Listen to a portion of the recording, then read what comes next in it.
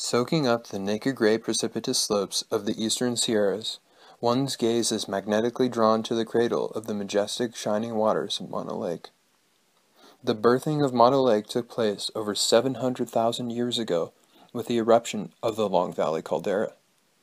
This eruption formed the north, east, and southern boundaries of Mono Lake.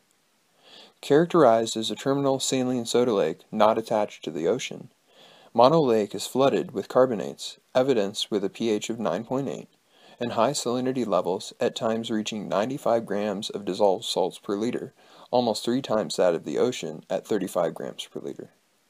In comparison, nearby Walker Lake weighs in at 11 grams per liter, Lake Tahoe at 1 gram per liter, and Pyramid Lake with a measly 6 milligrams per liter.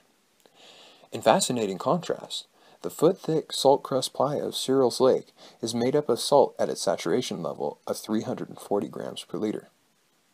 This is the mother of saline soda lakes in California, with a higher concentration of arsenic in its anaerobic muds than even Mono Lake. Life forms in Mono Lake are low in species richness, but have evolved adaptations from the harsh and dynamic environment in order to survive. The pivotal discovery of new species, specifically microalgae and aerobic and anaerobic bacteria and archaea, illuminates the vast communal diversity of organisms that respire toxic chemicals such as arsenic, sulfate, and methane. Volcanic activity injects high concentrations of sodium chloride, arsenic, boron, sulfate, methane, and phosphorus via geothermal springs and gas seeps. Black Point, Nagit, and Pahoa Island are all part of the currently active volcanic metamorphosis of the lake, with Pahoa emerging a mere 350 years ago. Throughout the lens of an anthropologist, Mono Lake reveals an area initially inhabited by the Kutzadika'a tribe of northern Paiute Indians, who ate the brine fly pupae as a main mode of subsistence. During the American Gold Rush era of the 1850s, American miners came to inhabit the town of Bodie in order to extract gold from the mountains and streams crowning the western passes above Mono Lake. In 1941, the Los Angeles Department of Water and Power began tapping the 3 main tributaries of Mono Lake for drinking water and electricity. This unthoughtful action severely lowered the lake levels, increased salinity and pH, and allowed the iconic calcium carbonate tufas to precipitate out of solution along the shores and islands of the lake. This documentary attempts to answer how chemical cycling throughout the aquasphere of Mono Lake supports the entire ecosystem of the greater Mono Lake area.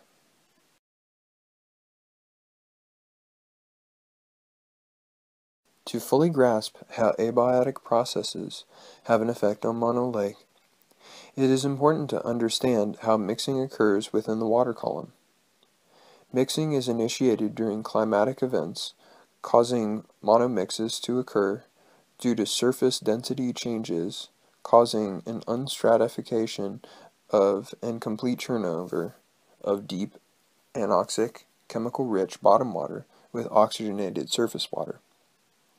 Meromixis refers to when there is only partial mixing of lake water, and stratification layers of chemicals and dissolved oxygen are established at a certain depth.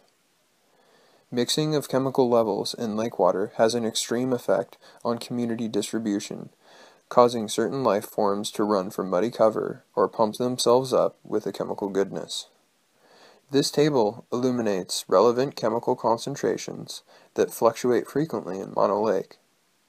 Notice as to how more soluble forms of nitrogen are in increasingly scarce supply. Which chemical constituents and cycles are important to life in Mono Lake? The one element of the 6 that are involved in the main thing that we're composed of, carbon, hydrogen, oxygen, phosphorus, sulfur, nitrogen. Nitrogen is limiting. There's plenty of nitrogen in the sediments and the bottom waters during stratification, but not much in the surface waters.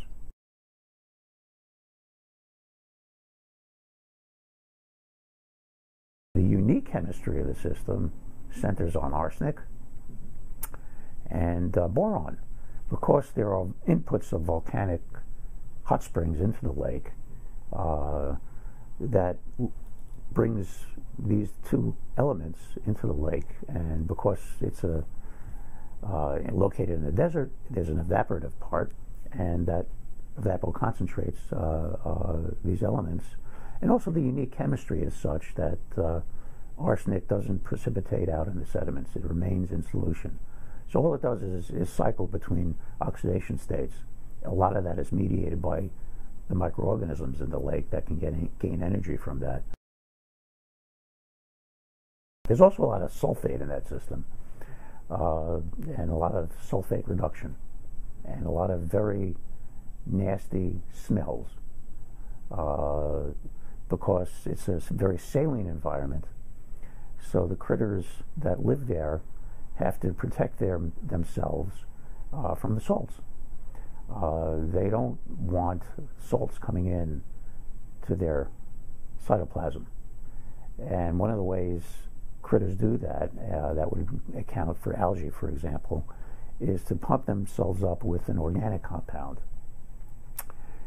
that maintains the salt balance, but it's organic as opposed to inorganic. So it keeps the sodium out, but they have a lot of things like glycine betaine and dimethyl sulfonylpropionate.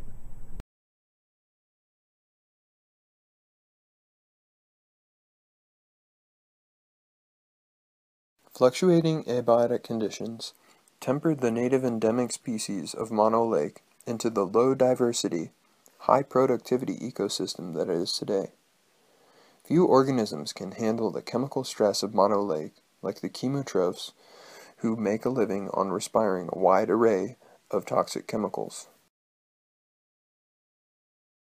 Who are the primary producers of Mono Lake?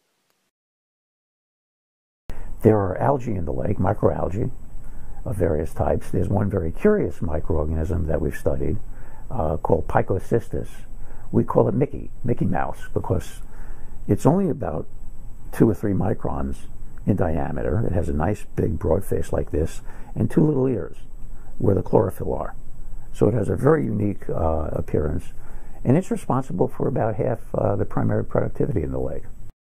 The main primary producers of the lake system are diatoms, bacteria, and green algae. Although by far the most abundant primary producer is Picocystis salinarium, a green alga species, along with the diatom Navicula crucialis, are both found, interestingly enough, in North African saline soda lakes.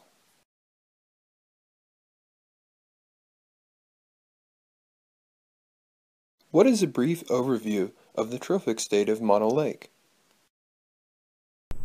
Carbon is brought into the lake by normal photosynthetic processes carried out by phytoplankton in the lake. The phytoplankton get eaten by the brine shrimp. That's the main animal in the lake. Magnum, they're about yay big. And brine shrimp get eaten by all the migratory waterfowl, as well as the resident populations of California seagulls. What kept bringing you back to Mono Lake after each adventure? It really was the fact that we just kept on stumbling on things. Aside from the natural beauty of the system, we just literally would stumble on new things. And we'd come back and we'd study that, and then, oh, well, we're going to wrap it up, right? Well, what the hell is this? What we learned was never make any a priori assumptions.